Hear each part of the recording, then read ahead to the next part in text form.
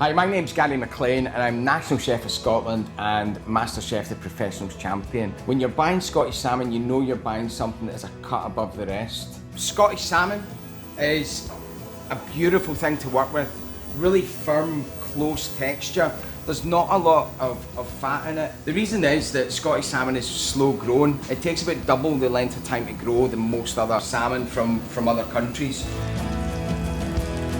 For me, Scottish smoked salmon is immense because we get the flavouring right. You know, we're still doing traditional methods in smoking and we are very good at it. But it's something Scotland is world famous for, and rightly so. You know, this is a great product for that quick win. If you're doing a dinner party, you'll get instant flavour, instant quality and absolutely zero work. It's just such a beautiful product. And I do a lot of travelling and I do taste a lot of smoked salmon around the world, and there's nothing like Scottish smoked salmon.